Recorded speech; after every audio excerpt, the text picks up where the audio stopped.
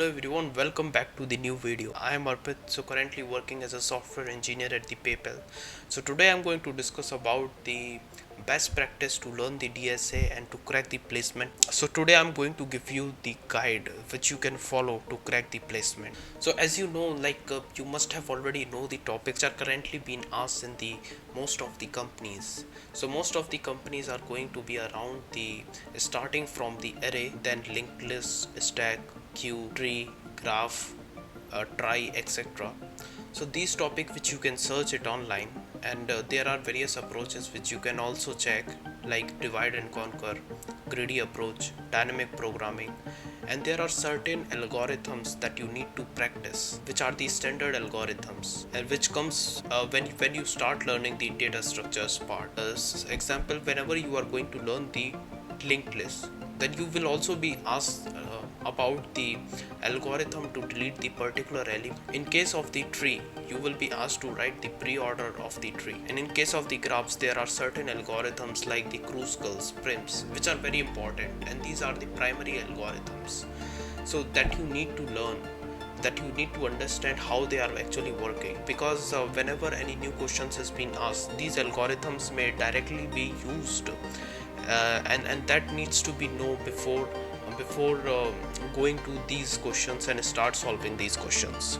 So after you get this knowledge of what topics are being asked currently, then you can start looking into the lead code. Lead code is the best platform that I have ever seen. It is very much structured, where you will get the questions related to every topic which I have already discussed now, and you can start and what practice that you need to follow is that, suppose you at the day one you start learning about the array, and within this week, because it does not take much time to cover the theory part.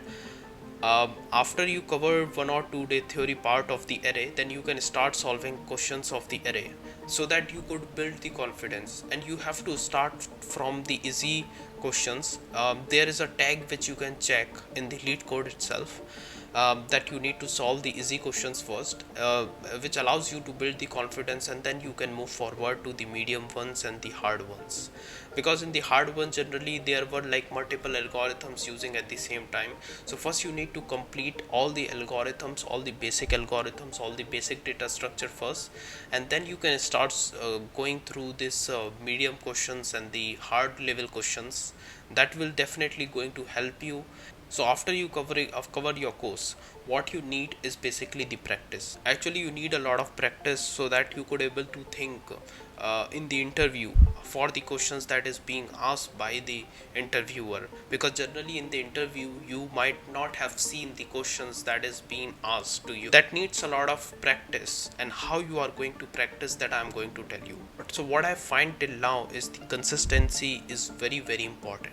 So you try to do one thing in day one, and that needs to be continued for the longer period of time, like for 3 months, 6 months, and you will see at the end of this duration you feel very much confident about the problem solving if you try to solve 1 or 2 questions every day. So what you need to do is that take one or two questions every day, and that you need to fix that. So every day you need to keep some time for these questions.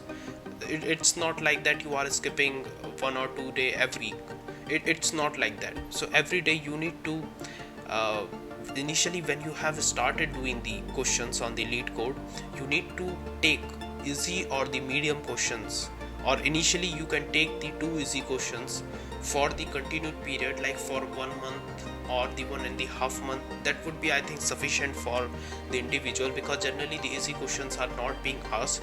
This is just to build your confidence, how you are writing the code on the editor, and how you are going to think when you are seeing any new question, right? And what is the practice is generally followed when you see any question. Try to first think on the paper as well. So try to see like how you are going to move one element to the other position in the array, and try to make the diagram, right? And that will help you to understand how internal things are working. After paper and pen, then you try to solve it on the editor itself, because if you are going to do it on the pen and paper, in the interview don't have much time to solve it on the pen and paper actually. If you have not seen the question before, then you can take the help of the editor, try to see what is being given to you in the questions, and try to see like which algorithm you could apply, or what you can do. Try to think of the multiple approaches at the same time. How you are going to solve is that take two questions, try to solve them on the pen and paper, try to solve them on the editor, try to implement it in the code. Choose any one of the language, either C++, Python, Java, it doesn't matter at all, but take only single language. Don't try to solve it in the multiple languages as a single question, but try to solve a single question in multiple approaches. What I mean is that if you see one question, to try to think first of all in the brute force way, which has the not very much good complexity, like exponential or odd of n square. That would be fine, yeah, initially it is, but that will make you think how the things are working internally. Then try to think that how we can optimize it. If you are not able to optimize it, try to see the solution, because in lead code we have the discuss tab where you can check the solutions of the other contributors who are also writing the code at the same time. Try to see their explanations as well. That will make you think that you can do that way also. That will basically build up your path to solving the question, like how you started as a very bad solution and now you built up, and now you are able to optimize this solution using either dynamic programming and all, right, these techniques. So in this manner you have the full knowledge of how you are able to solve this question, and you are learning the things basically. After 1 month, what you can do is you can take the 2 or 3 questions, 2 medium, 1 easy, and try to continue for 2 months. And after that, what you can do is that you can take 1 medium, 1 hard, or 2 medium or 1 hard, or try to continue with the medium only, not taking the easy ones. Because in interview generally easy questions are not being asked, sometimes hard questions will be asked, and many times mediums will work. And try to be confident, and the confidence comes from once you have a lot of practice, and once you are able to practice many questions, as many as questions you can, you have the available time that you can make use of it and try to solve as many as questions you can. Try to solve like 3 or 4 questions during the day if you have the time, and don't just try to see the solutions in one go. If you are unable to solve it, then try to resist, try to think of different approaches, try to search it, like which algorithm you can use. Don't just go through the solution. So whenever in the interview, whenever you see any new question, so you will see that you are able to apply the things that which you have learned in the past. Try to see the approaches which you can apply. And whenever the interviewer asks you the question, so interviewer also wants you to think from the very below level and try to optimize it further. That practice will help you in the long term.